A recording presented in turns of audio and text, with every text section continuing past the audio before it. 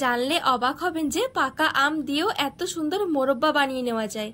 এই মোরব্বা কোনো রকম রোদে দেওয়ার ঝামেলা ছাড়াই বছর ধরে সংরক্ষণ করতে পারেন, কোনো রকম নষ্ট হওয়ার ভয়ই থাকবে না। আর খেতে এত ভালো লাগবে, দেখবেন বানানো মাত্রই শেষ হয়ে যাবে। নিজেরাই পুরো অবাক হয়ে যাবেন যে পাকা আমের মোরব্বা এত সুন্দর তৈরি হয়। একবার শুধু খেয়ে দেখুন, মুখে লেগে থাকবে।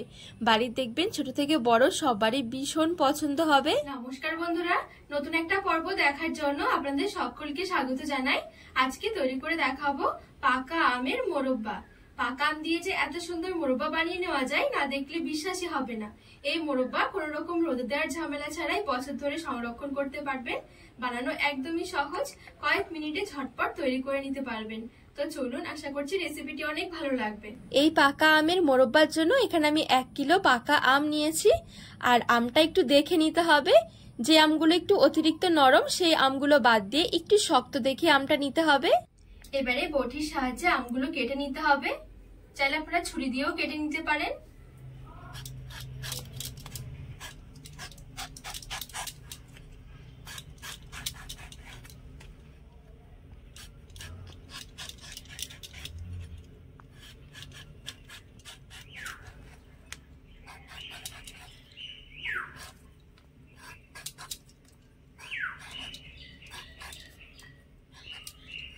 খুব সুন্দরভাবে আমের খোসা ছাড়িয়ে নিয়েছি। আর একটু খেয়াল করে দেখুন, এই পাকা আমটা কিন্তু খুব ভালোভাবে পাকতে এখনো 1 দিন মতন সময় লাগবে। ঠিক এরকম দেখে কিন্তু পাকা আমগুলো নিতে হবে।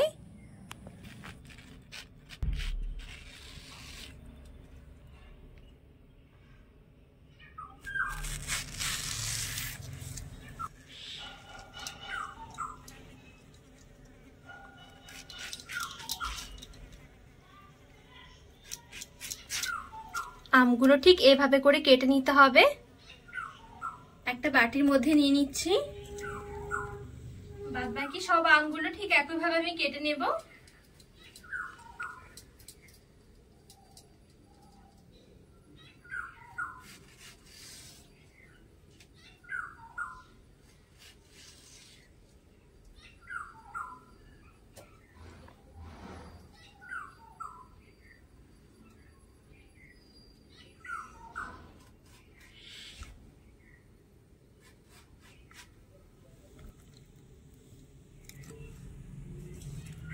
আর এই আধা পাকা আমগুলো কেটে যখন একটু মুখের মধ্যে নেবেন, তখন দেখবেন একটু টক টক মনে হবে। আর এই টকের জন্য কিন্তু মোরব্বাগুলো খেতে বেশি ভালো লাগবে। আমটা কাটার আগে আমি খুব ভালো করে ধুয়ে নিয়েছিলাম। কাটার পরে কিন্তু আর আমটা ধোয়া যাবে না। এ পর্যায়ে দিয়ে দিচ্ছি 1 কাপ চিনি। 1 কিলো আমের জন্য 1 কাপ চিনি নিয়েছি, মানে 200 গ্রামের মতন। আর হাফ কাপ দিয়ে দেব ভিনিগার। অবশ্যই কিন্তু এই ভিনিগারটা দিতে হবে, যেহেতু এখানে কোনো রকম রোদে দেওয়ার ঝামেলা থাকবে না। সেই কারণে ভিনিগার দিলে এই আমের মোরব্বা কিন্তু আপনারা বছর ধরে রেখে দিতে পারবেন। কোনো রকমের নষ্ট হওয়ার ভয়ই থাকবে না। ভালোভাবে নেড়েচেড়ে একটু মিশিয়ে নিতে হবে আমের সাথে।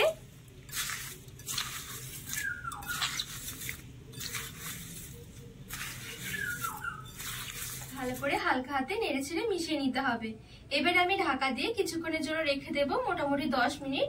আর এই 10 মিনিটের মধ্যে দেখবেন চিনিগুলো খুব ভালোভাবে গলে যাবে। এদিকে আমি 10 মিনিটের মতন রেস্টে রেখে দিয়েছিলাম। আর এই দেখুন 10 মিনিটের মধ্যে কিন্তু চিনিগুলো খুব সুন্দরভাবে গলে জল হয়ে গেছে।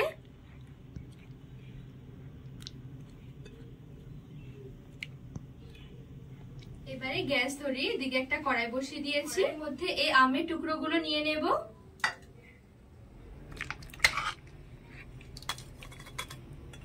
আর এই মোরব্বার মধ্যে ফ্লেভারের জন্য সেরকম কিছু দিতে হবে না, শুধু আমি কয়েকটা তেজপাতা দিয়ে দিচ্ছি। এতে করে খেতে খুব ভালো লাগবে, সেন্টটাও খুব সুন্দর আসবে। আর একদম সামান্য একটু দিয়ে দিচ্ছি লবণ, একদমই সামান্য। এবারে নেড়ে চেড়ে একটু ফুটিয়ে নেব।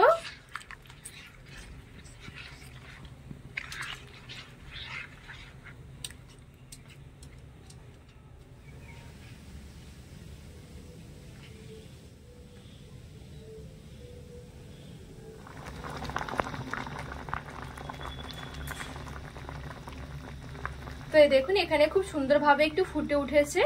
এই পর্যায়ে আমের টুকরোগুলো অনেকটা নরম থাকবে, তো খুব বেশি একটা নাড়াচাড়া করা যাবে না। এবারে এই পর্যায়ে আমি ঢেকে রেখে দেব পুরো 10 মিনিটের জন্য, মিডিয়াম থেকে লো আঁচের মাঝামাঝি। আর এর মাঝখানে কিন্তু কোনোভাবে নাড়াচাড়া যাবে না। তো এখানে পুরো আমি 10 থেকে 15 মিনিটের মতন ঢাকা দিয়ে রেখে দিয়েছি। আর এই 10 থেকে 15 মিনিটের মধ্যে দেখবেন মোরব্বার কালার একদম চেঞ্জ হয়ে যাবে। আর এর মাঝখানে কিন্তু আমি কোনোভাবেই নাড়াচাড়া করিনি। আর দেখতে দেখুন কতটা সুন্দর লাগছে মোরব্বাগুলো। আর প্রত্যেকটা আমের টুকরো দেখবেন একদম গোটা গোটা থাকবে, কোনোভাবেই ভেঙে গলে যাবে না। আর মোরব্বাগুলো তৈরি করতে খুব বেশি সময় লাগবে না, 15 মিনিটের মধ্যে কিন্তু মোরব্বা রান্না হয়ে যাবে। যখন মোরব্বা রান্না হয়ে যাবে তখন দেখবেন আমের কালার চেঞ্জ হয়ে আসবে আর অনেকটা স্বচ্ছ দেখাবে। এই দেখুন। এবারে গ্যাসের আঁচটা বন্ধ করে দেব আর এই চিনির রসের মধ্যে রেখে দেব একদম ঠান্ডা হওয়া পর্যন্ত। আর এক এক সময় দেখবেন বাজার থেকে পাকা আম কিনে আনলে কিছু আম একটু টক হয়, তো সেই টক আমগুলো ফেলে না দিয়ে এভাবে করে কিন্তু মোরব্বা বানিয়ে সংরক্ষণ করতে পারেন।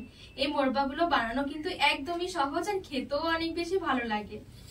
এবার আমি ঢাকা দিয়ে নামিয়ে নেব আর ভালোভাবে ঠান্ডা হওয়া পর্যন্ত অপেক্ষা করব। তো এখানে ঢাকা চাপা দিয়ে খুব ভালোভাবে চিনির রসের মধ্যে আমি একদম সুন্দরভাবে ঠান্ডা করে নিয়েছি।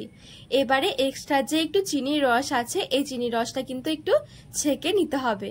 তো এরকম একটা ছাঁকনার মধ্যে নিয়ে নিচ্ছি। আর এখন একটা জিনিস দেখাচ্ছি, আমি যে পাকা আমগুলো নিয়েছিলাম ভালোভাবে চাপ দিলে কিন্তু পাকা আমগুলো গলে যেত, কিন্তু এখানে দেখুন মোরব্বা তৈরি করার পর যখন মোরব্বাটা এভাবে চাপ দেওয়া হবে কোনোভাবে কিন্তু গলে যাবে না, মোরব্বাগুলো ভেতর থেকে খুব সুন্দর শক্ত হয়ে যাবে। এবারে একটা প্লেটের মধ্যে তুলে সাজিয়ে নিচ্ছি। আর দেখতেও দেখুন মোরব্বা কতটা সুন্দর হয়েছে, বিশ্বাসই হবে না পাকা আম দিয়ে যে এত সুন্দর মোরব্বা বানিয়ে নেওয়া যায়। একবার শুধু খেয়ে দেখুন, নিজেরাই পুরো অবাক হয়ে যাবেন। আর এই দেখুন মোরব্বাগুলো কতটা সুন্দর হয়েছে, বোঝাই যাবে না যে এটা পাকা আম দিয়ে তৈরি করা হয়েছে। মোরব্বা তৈরি করার পর কিন্তু অনেকটা শক্ত হয়ে যাবে। এই দেখুন একটু কেটেও দেখাচ্ছি যে ভেতর থেকেও মোরব্বা কতটা পারফেক্ট হয়েছে। এই দেখুন পাকা আমটা কিন্তু একদম মোরব্বা তৈরি করার পর খুব সুন্দর শক্ত হয়ে গেছে। এই দেখুন খেতে ভীষণ ভালো লাগে। এই মোরব্বা কিন্তু কোনোভাবে নষ্ট হবে না, খুব সুন্দরভাবে কিন্তু সংরক্ষণও করতে পারেন। আর এই দেখুন কোনোভাবে কিন্তু মিশে একদম গলে যাচ্ছে না। মোরব্বা ভালোভাবে ঠান্ডা করার পরে একটা এয়ারটাইট কন্টেনারে ভরে এভাবে করে রেখে দিতে পারেন, কোনোভাবে কিন্তু নষ্ট হবে না, বছর ধরে সংরক্ষণও করা যাবে। চাইলে ফ্রিজের মধ্যে রাখতে পারেন, সেক্ষেত্রে আরো বেশি সময় ধরে ভালো থাকবে। তো বন্ধুরা আজকে এই পাকা আমের মোরব্বার রেসিপি আপনাদের কেমন লেগেছে অবশ্যই কিন্তু কমেন্ট করে জানাবেন। আর রেসিপি ভালো লাগলে চ্যানেলটিকে সাবস্ক্রাইব করে পাশে থাকার অনুরোধ রইল।